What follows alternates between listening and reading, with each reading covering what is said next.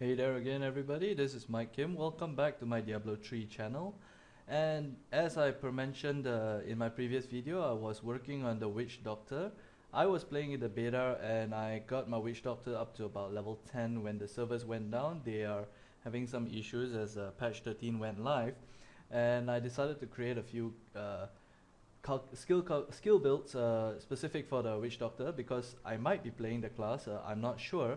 Two of my friends have already confirmed that a husband and wife, one is going to be playing a barbarian and the other is going to be playing a wizard.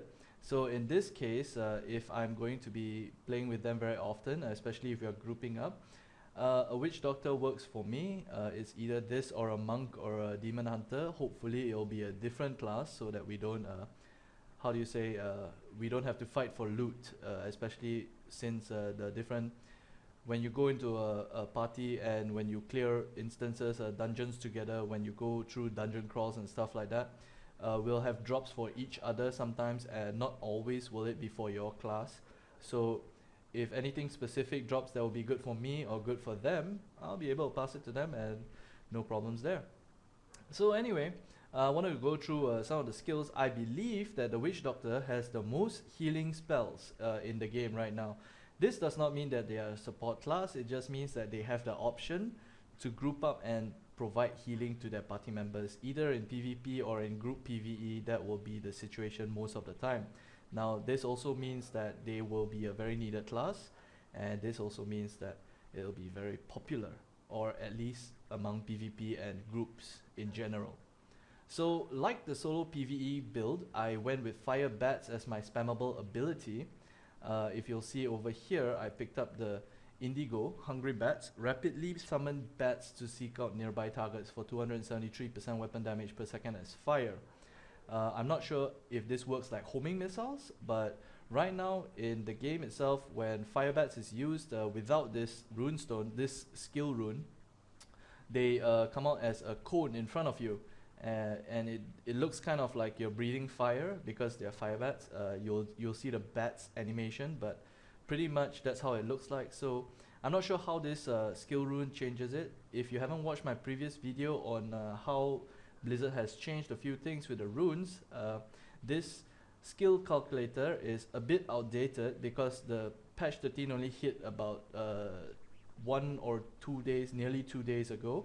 So there are a few things that needs changing. Even I cannot keep track on all of them because there's quite a few rune skills. There are 5 rune skills for each active and passive skill within each class itself. Okay, so that's quite a few to go through. But anyway, since we're covering the Witch Doctor, I'll just go through a few of them with you. I picked up Fire Bats. I'm hoping they work like homing missiles. That means I can move and cast them all the time.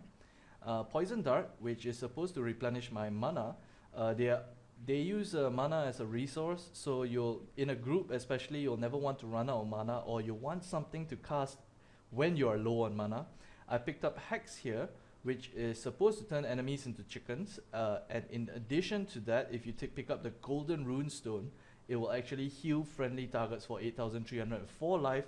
This is at a level 4 skill rune. Okay, and it may not be accurate, it may have changed, and I will probably have to go in game to show you exactly what has changed about it.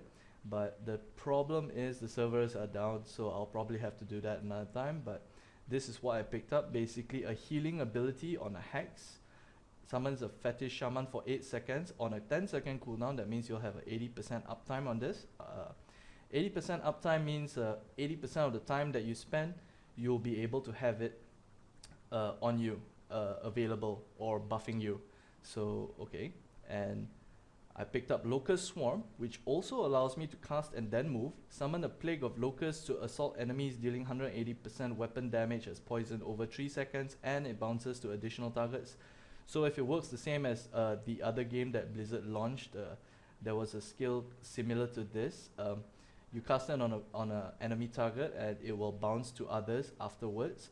This also is to gain 106 mana. So as you can see, this Witch Doctor is very specific in his role, and this is what I chose. And once again, if you feel your group isn't doing enough damage, you can swap things out, that sort of thing. If you'll notice in my solo PvE Witch Doctor build, I actually went more with the pets, but on this time I went more towards support and to carry, to be a pillar of support for the rest of my team. Here you see I picked up Spirit Walk, enter the Spirit Realm for 2 seconds. While in the Spirit Realm your movement is unhindered. That means you break all sorts of slows and stuff like that. This might be very useful in PvP specifically. Your link to the Spirit Realm will end if your physical body takes 50% of your total HP. What this does is gain 11% of your maximum mana. You can tell from what I've been taking that I'm very worried about mana, but this is because of my passive skills, which I'll go over in a bit. And I picked up Big Bad Voodoo, increases attack speed and movement speed of all allies in the area by 15%. In addition, it heals allies for 4.5% of their maximum life per second. So this is a very supportive build.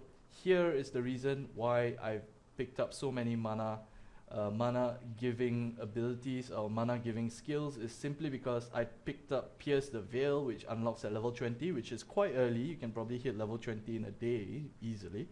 So all of your damage is increased by 20%, but your mana costs are increased by 30%. So this is why. If you're spamming fire bats, you see I picked up Vermin here. I actually mentioned in my previous video that if you didn't want to take the increased HP to your pets, this is the other option. Your Plague of Toads, Corpse Spiders, Locust Swarm, Fire Bats deal 20% more damage. I have Locust Swarm and Fire Bats in my build, so this is highly considered. And once again, Blood Ritual, 15% of your mana costs are paid with life. In addition, you regenerate 2% of your maximum life per second. Now, I've mentioned before, when you're making a build, you should always consider what role you're going to play in your group, especially if it's an organized group. You're among a bunch of friends.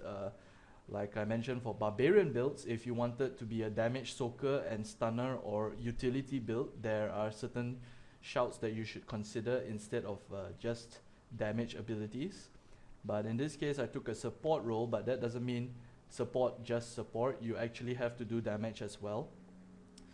The reason for this is because in Diablo 3, especially because it was like this in Diablo 2, if you couldn't kill enemies quick enough, what would happen is that you would take so much damage that you wouldn't be able to outlast enemies, because enemies in general, the NPCs, they would have more HP than you and they would deal a lot of damage if you couldn't handle it, especially if your gear was not up to par.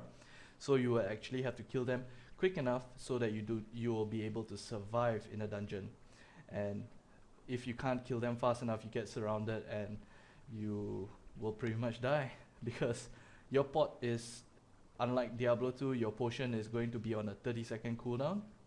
You won't be able to scroll of Town Portal or Town Portal away because there's a cast time on it and you get interrupted if enemies hit you.